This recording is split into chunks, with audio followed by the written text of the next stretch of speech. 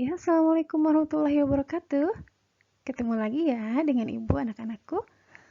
Sekarang kita akan bahas materi ukuran penyebaran data kelompok. Video sebelumnya kita bahas kemarin tentang ukuran penyebaran data tunggal. Ini adalah part kelima dari rangkaian materi statistika yang sedang kita bahas. Semoga kalian paham yang akan ibu jelaskan, makanya simak videonya baik-baik ya.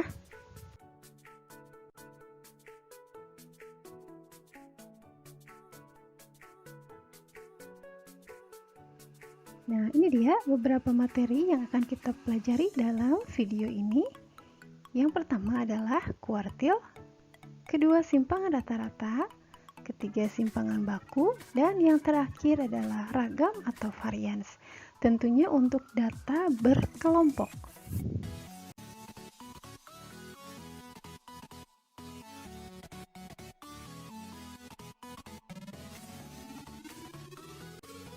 Baiklah, untuk memulai pembelajaran kita saat ini, kita mulai dengan bacaan basmalah sama-sama ya. Bismillahirrahmanirrahim.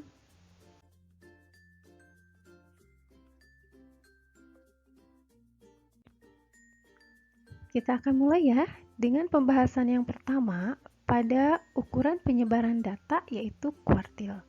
Sama halnya dengan data tunggal, data kelompok pun mempunyai kuartil. Artinya, rangkaian data kelompok itu dibagi menjadi 4 bagian yang sama. Ada 3 buah kuartil, masih ingat? Baik, yang pertama yang akan kita bahas adalah kuartil bawah atau Q1. Q1 sama dengan L1 ditambah C dikali 1/4N dikurangi F1 kumulatif dibagi F1 frekuensi kelas yang pertama. Itu untuk kuartil bawah. Kuartil tengah atau Q2 rumusnya adalah L2 ditambah C dikali setengah N dikurangi F2 kumulatif dibagi F2. Begitupun kuartil atas dengan Q3. Baik, kita perhatikan untuk Q1, Q2, dan Q3 bedanya apa sih? Kita lihat pada rumus data perkalian dikali N. Untuk kuartil bawah adalah 1/4N, kuartil tengah adalah 2/4N atau 1/2N, kuartil atas adalah 3/4N. Kenapa dibagi 4? Karena definisi kuartil adalah membagi kelompok menjadi 4 bagian yang sama.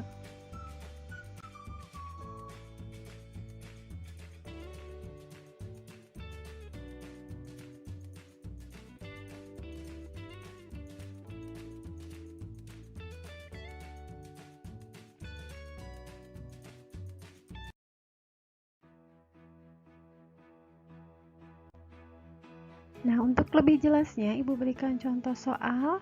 Ini dia datanya. Hitunglah semua kuartil dan simpangan kuartil pada distribusi frekuensi data yang ada pada tabel berikut. Ini adalah datanya. Baik, kita akan mulai menyelesaikan permasalahannya yaitu menentukan kuartil. Kita lihat dulu banyaknya data, ada 40. Artinya, Q1, Q2, dan Q3 masing-masing ada di data yang ke-10, 20, dan 30. Nah, Q1 kita akan lihat terletak pada interval kelas keberapa sih? Berarti kita akan mulai dulu menghitung frekuensi kumulatif. Frekuensi kumulatif didapat dari frekuensi ditambah frekuensi kelas sesudahnya, 3 ditambah 9 sama dengan 12, 12 tambah 4 sama dengan 16, begitu seterusnya. Nah, sekarang kita akan tentukan letak Q1. Ternyata Q1 ada di data yang ke-10, artinya berada di kelas yang ke-2, yaitu pada interval 26 sampai 30. Q2 terletak pada kelas yang ini dia, ternyata pada kelas interval ke-36 sampai dengan 40.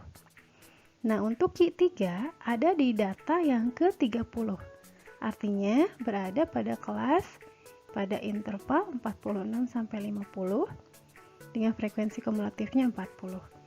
Nah, sekarang kita akan tentukan nilai dari kuartil bawah atau Q1. Karena kita tahu Q1 terletak pada interval 26 sampai 30, berarti kita akan tentukan yang pertama adalah unsur-unsurnya N adalah banyaknya data sama dengan 40, L1 adalah tepi bawah kelas Q1, yaitu 26 dikurangi 0,5 sama dengan 25,5. Frekuensinya sama dengan 9. Frekuensi kumulatif sebelum Q1 3. C adalah lebar kelas sama dengan 5.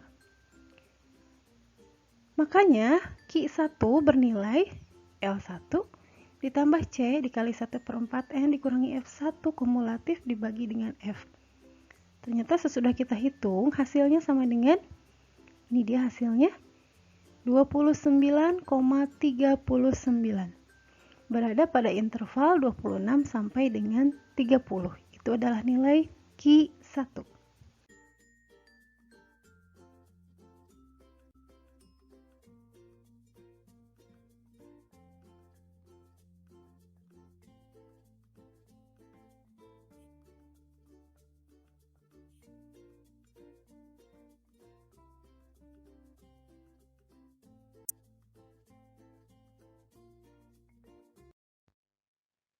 Baiklah anak-anak, sekarang kita akan lanjutkan pembahasan yang tadi. Masih kita tentukan nilai kuartil. Tadi sudah kita hitung nilai kuartil bawah. Nah, sekarang kita akan hitung kuartil tengah dan kuartil atas ya. Kuartil tengah kita simbolkan dengan Q2. Tadi Q2 terletak pada interval 36 sampai dengan 40. N banyaknya data 40. Tapi bawah 35,5. Frekuensinya 10. Frekuensi kumulatif sebelum kelas Q2 ada di 16 dan lebar kelasnya adalah 5. Maka Q2 sama dengan 35,5 ditambah 5 dikali setengah dikali 40 dikurangi 16 dibagi 10. Nilainya adalah 37,5.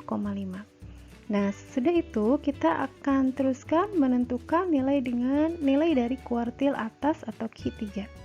Q3 tadi terletak pada interval 46 sampai dengan 50.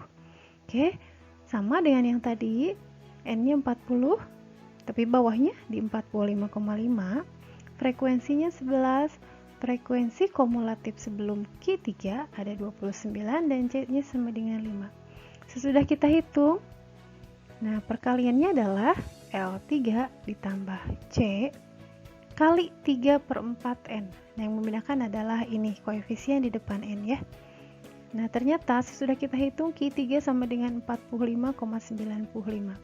Biasanya sesudah kita tentukan Q1, Q2, dan Q3, ada beberapa soal yang menanyakan simpangan kuartil. Masih ingat rumusnya?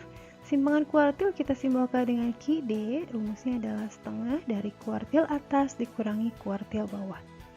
Artinya kita harus menentukan kuartil atasnya dulu dan kuartil bawahnya dulu. Nah, sesudah kita hitung ternyata simpangan kuartilnya ada di 8,28.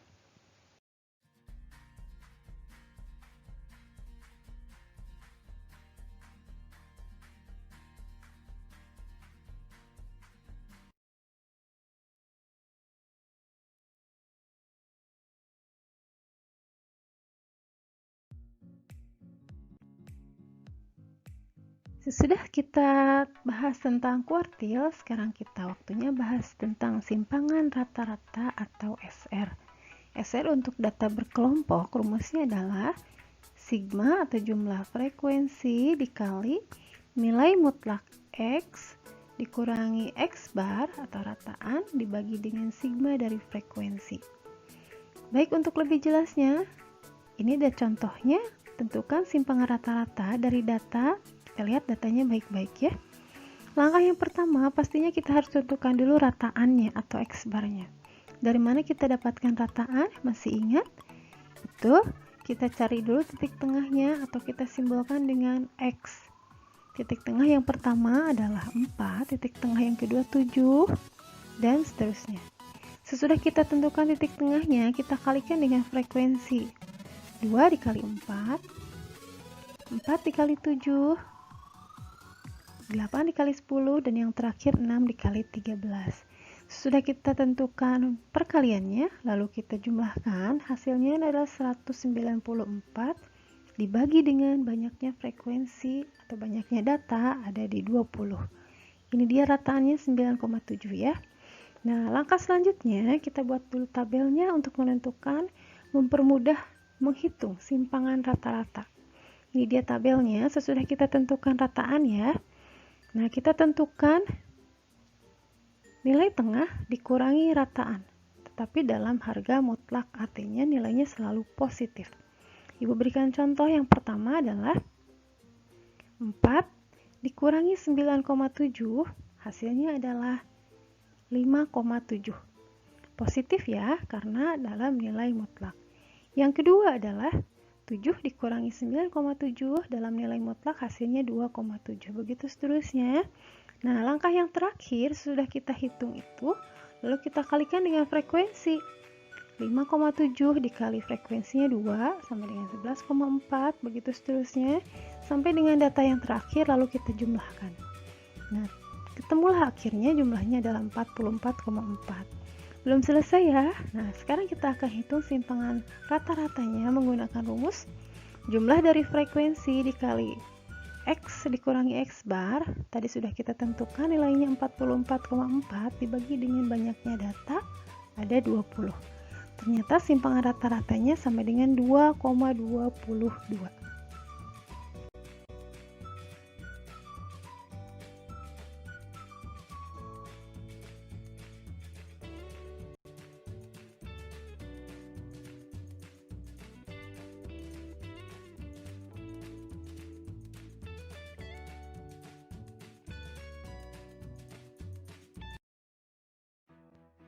Baiklah, pembahasan kita selanjutnya tentang simpangan baku. Kalau kita sudah pahami simpangan rata-rata yang kita simbolkan dengan SR, sekarang kita akan bahas tentang simpangan baku atau S. Ini rumusnya, akar jumlah dari frekuensi dikali X dikurangi X bar dikuadratkan. Berbeda dengan simpangan rata-rata ya, simpangan rata-rata adalah nilai mutlaknya. Kalau simpangan baku adalah kuadratnya. Jangan lupa dibagi dengan banyaknya frekuensi ya. Nah, contohnya yang ini sama dengan yang tadi datanya. Baiklah, langkah yang pertama kita tentukan rataannya. Sama dengan simpangan rata-rata, kita tentukan dulu rataannya. Tadi sudah kita bahas ya. Nah, untuk mempermudah perhitungan simpangan baku, kita buat tabel bantuan. Ini dia tabelnya. Langkah yang pertama kita tentukan titik tengah dikurangi rataan. Ini dia. Ibu ambil contoh ya, salah satu titik tengahnya adalah 4 dikurangi 9,7. Ketemunya adalah negatif 5,7. Begitu seterusnya sampai dengan data yang terakhir. Nah, kalau sudah kita tentukan X dikurangi X bar, kita tentukan kuadratnya. Ini ada negatif 5,7 dikuadratkan. Begitu seterusnya sampai dengan data yang terakhir. Nah, tabel yang terakhir adalah menghitung frekuensi dikali X dikurangi X bar dikuadratkan. Jangan lupa tadi yang sudah dikuadratkan kita kalikan dengan frekuensi. Frekuensi yang pertama adalah 2 dikali 3, 2,49, hasilnya ini ya. Begitu seterusnya sampai dengan tabel ini terpenuhi atau keisi jumlah dari frekuensi dikali X dikurangi X bar dikuadratkan. Ketemunya adalah 161,88. Baik, maka simpangan bakunya adalah akar 161,88 dibagi dengan banyaknya data ada di 20. Ketemunya adalah, ini dia datanya. Nah, ini adalah simpangan bakunya.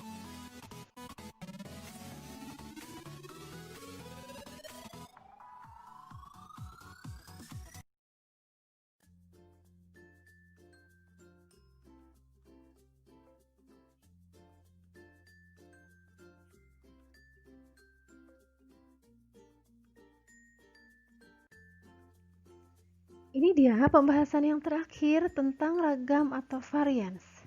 Ragam itu apa sih? Ragam adalah kuadrat dari simpangan baku. Nah, contohnya sama dengan yang tadi datanya ya. Dengan mudah kita akan menentukan ragam. Syaratnya adalah simpangan bakunya kita harus tentukan dulu. Nah, tadi sudah kita hitung simpangan bakunya sama dengan 2,84. Artinya, ragamnya sama dengan, tinggal dikuadratkan ya. Nah, ketemu 8,094.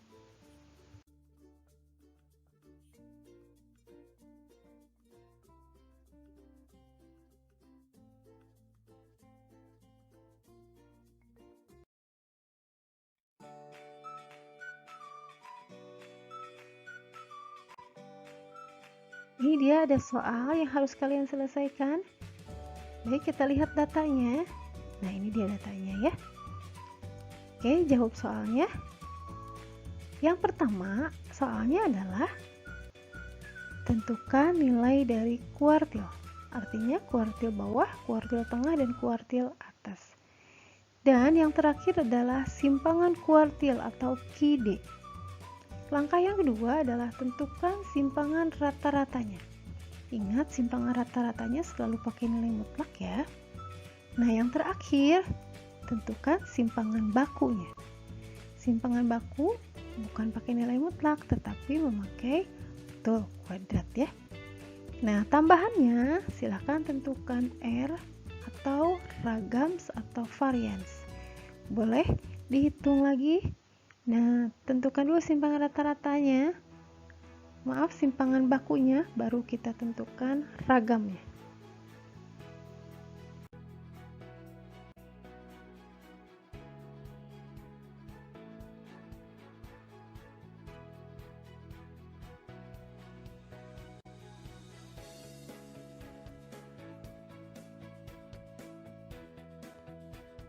Alhamdulillahirrabbilalamin.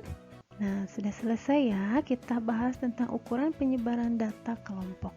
Ibu ulangi lagi, materi yang sudah kita bahas tadi tentang yang pertama adalah kuartil, yang kedua adalah simpangan rata-rata, yang ketiga adalah simpangan baku, yang terakhir adalah ragam atau varians. Semoga kalian paham yang sudah Ibu jelaskan. Ada latihan yang harus kalian selesaikan, jangan lupa ya. Sampai ketemu lagi di pembahasan materi-materi yang lain. Tetap semangat, tetap belajar dari rumah, jaga kesehatan. Dan wassalamualaikum warahmatullahi wabarakatuh.